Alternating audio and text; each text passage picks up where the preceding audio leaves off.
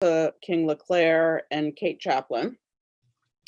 For Bar Harbor, I have Dwayne Bolt. I guess actually I need to hear from you guys that you're here. So Teresa.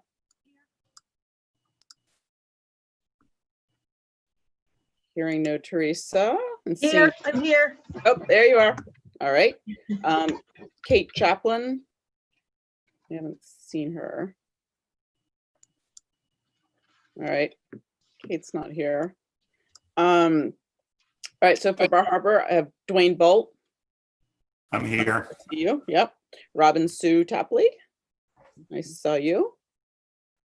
Marie Yarborough. Here. Yep. Saw you. Thank you. And Lily Simas.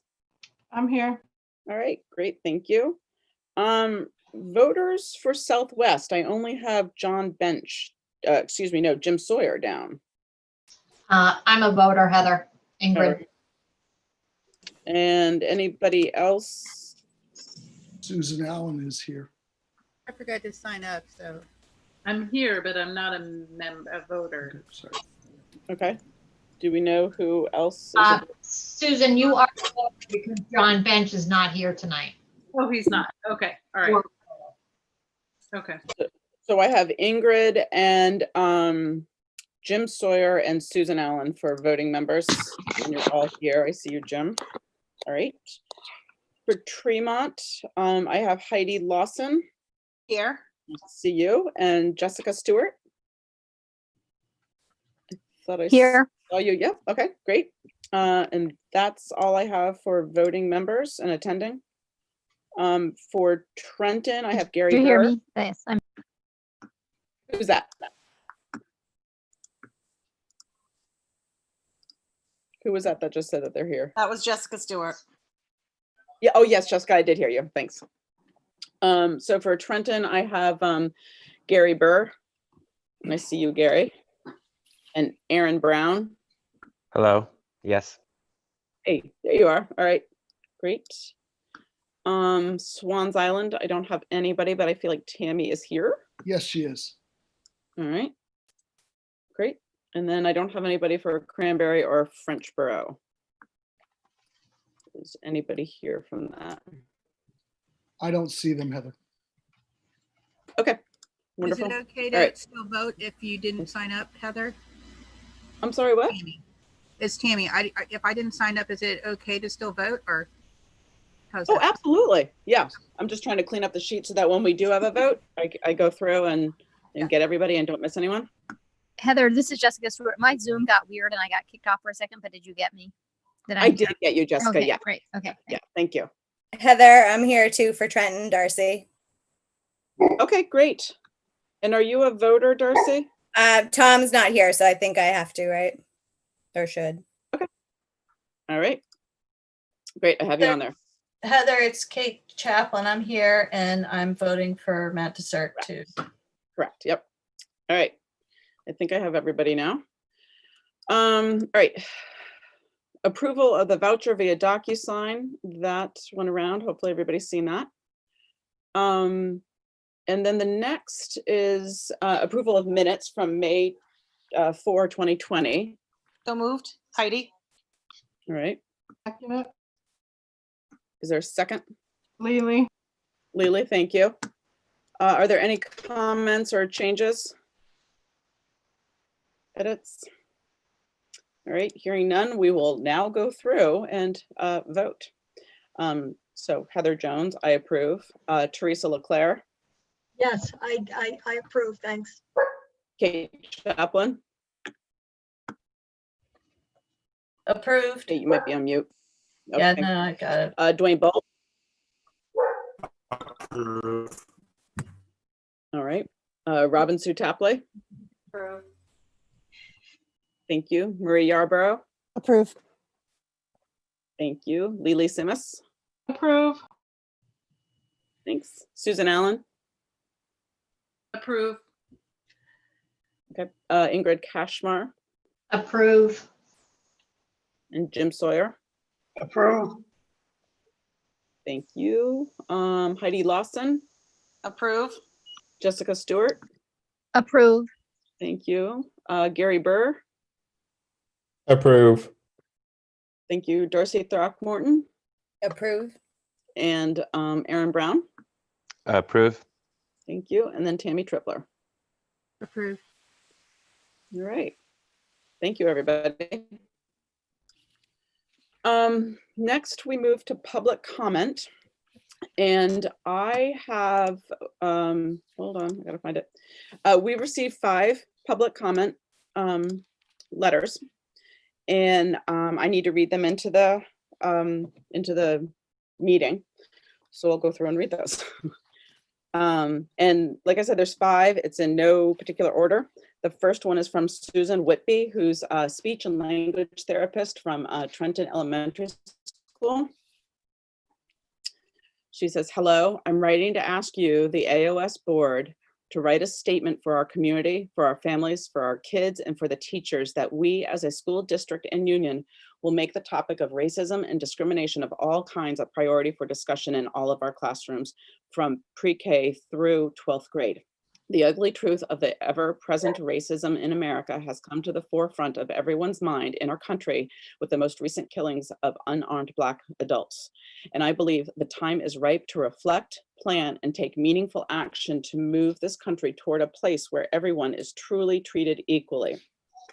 As educators, I believe we have a critical role in helping our youth understand the founding principle of our democracy, that all men and women are created equal. As a school district, I think this principle should be embedded in our mission statement. Thank you for your consideration. That was the first one. The second letter is from Maria Simpson. And she writes, Dear AOS board and MDI RSS leadership, like all of you, I was devastated by the brutal murder of George Floyd in the hands of white police officers last week. The resulting protests that have erupted across the country show that none of us can sit on the sidelines in the fight to end systemic racism. Thank you. Dr. Gauss and Dr. Meltzer for publicly denouncing racism and stating clearly that Black lives matter. I got into education as you did because I believe in its power, the power to transform individual lives, but also transform society. However, as I watched the events of last week, I know this power is not distributed equally, and worse, schools and teachers can perpetuate racist systems of oppression. I believe that each of us has the responsibility to examine ourselves, our classrooms, and our institution. We are leaders, so we must lead by committing ourselves to a more just system, that this transcends politics. Here are some concrete steps I would urge the board and leadership to consider. First is professional development for teachers and administrators on the anti-bias education, teaching tolerance, and the Racial Equity Institute are just 2 that offer high quality workshops. Second point, develop a task force or collaboratory to examine our curriculum and develop goals and desired outcomes. 3, gather data. We have tons of data on students, test scores, disciplinary actions, demographics. What does this data tell us? Who benefits the most in our school system and who is most negatively impacted? The 4th and final point, review IMB teaching about controversial sensitive issues. I think it's an important and commendable to offer guidelines for teachers to engage in meaningful dialogue. However, I find the language of the document confusing and potentially silencing to teachers. Even labeling certain topics as sensitive can warn away teachers from hard topics in the classroom. Instead, consider that dialogue is not optional, but essential in our classrooms. Instead, offer us training on how to have these conversations in a way that empowers students. Thank you for all the work that you do on behalf of students in school. I look forward to engaging in this important work alongside you. The 3rd letter comes from Jacqueline Bolt. She says, hello, I attended a Black Lives Matter gathering in the Village Green on Sunday evening with my daughter. There were several students who spoke publicly. One of them had me sobbing at the rally. I'm appalled by what this well-spoken young man said happened during his 2019 MDI high school football season. I reached out Sunday evening to Mr. Haney, Mr. Braun, and Dr. Gauss by sharing my thoughts in the video that my daughter took. In my email, I said that I need to know what I can do to support the three of them to see changes made. The rally and Charlie's speech was brought up in this morning's staff meeting, and I was asked for permission to share the video, of which I did. Mr. Braun is actively looking into this issue. I asked for the board's support in helping MDI high school staff and teachers in addressing the issues. I sent a letter to the editor as well, and I am told that it will be in the Thursday's paper. The letter is not to the editor directly, but to the mamas of the 2019 MDI high school football team. I asked them to sit down with their sons and talk to them. Their sons may not have said the N-word.